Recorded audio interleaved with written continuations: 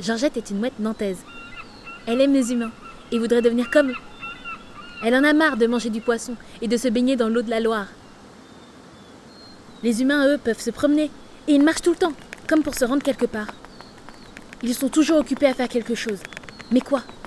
Georgette décide de les suivre. Pour ne pas perdre ses habitudes, elle décide d'aller nager. Mais pas avec les mouettes, avec les humains. Les humains se rendent à la piscine. Et Georgette a déjà eu l'occasion de les apercevoir par la vitre. Elle décide d'y tremper ses plumes. Mais Georgette s'interroge. Piscine municipale. Elle comprend ce que ça veut dire. Mais Léo Lagrange, par contre ? Eh bien Georgette, Léo Lagrange, c'est l'homme des sports et des loisirs du Front populaire. C'est le gouvernement de Léon Blum qui adopte les 2 premières semaines de congés payés et les semaines de 40 heures de travail en 1936. C'est une révolution. Avant le Front populaire, les loisirs et les sports étaient largement l'affaire des classes bourgeoises et la majorité de la population ne prenait pas de vacances. En 1936, c'est avec une forte volonté politique que le gouvernement développe des infrastructures, des programmes éducatifs et des réformes facilitant l'accès aux loisirs pour toutes et tous. Mais Georgette, avec ses ailes, ne peut pas ouvrir la porte de la piscine. À Nantes, dans les années 50, cette piscine a été construite pour rendre hommage à Léo Lagrange. Pour le sport, Léo Lagrange suit les recommandations de la Fédération sportive et gymnique du travail, qui prône le développement d'infrastructures sportives. Georgette veut assister à un match, comme les grands. Elle veut connaître ce lieu où on s'amuse, où il y a de l'animation, des cris et de la musique. À Chantenay, elle trouve le stade Vélodrome Petit Breton.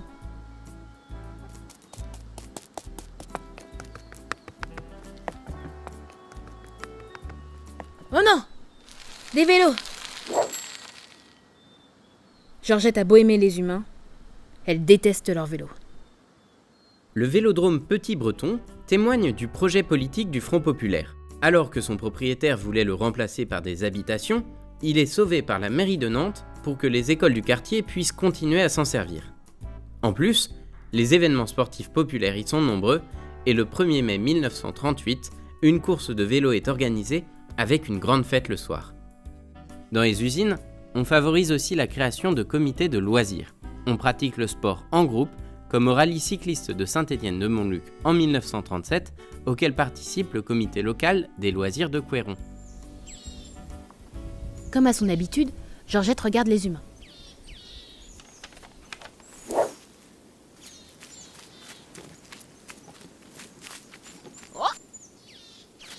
Que font tous ces humains à la plage ?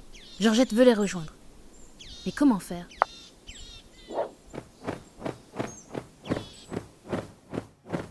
Pour beaucoup de Françaises et de Français, l'été 1936, c'est les premières vacances. À Nantes, la mer n'est pas loin. Beaucoup utilisent leur vélo, mais certains profitent également du train et du car pour y aller. Léo Lagrange veut démocratiser l'avion. Au château de Bougon, l'aérodrome est agrandi en 1938 grâce à des subventions de l'État. Il deviendra plus tard l'aéroport de Bougnay. Mais malgré l'intention de Léo Lagrange, l'aviation reste un loisir destiné aux plus riches. Les transports sont donc une dernière mission de Léo Lagrange. Il crée un billet de train avec un tarif réduit, et certains sont même gratuits. Le Front populaire est à l'initiative de la nationalisation des chemins de fer et de la création de la SNCF. Avec des transports accessibles, on offre de nouveaux horizons pour toutes et tous. Le Front populaire a surtout permis aux Nantaises et Nantais de découvrir la mer, surtout la côte de Jade. Et aujourd'hui, ils y vont toujours. Enfin, pas en hiver. Il n'y a vraiment pas beaucoup d'humains sur cette plage. Georgette est déçue. Ils sont toujours trop occupés. Ah non, il y en a un ici.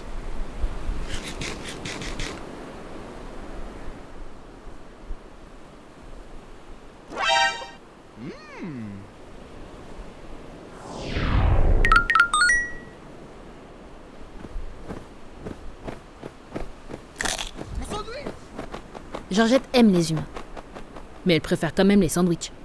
Comme la devise du Front populaire, elle veut le pain, la paix et la liberté.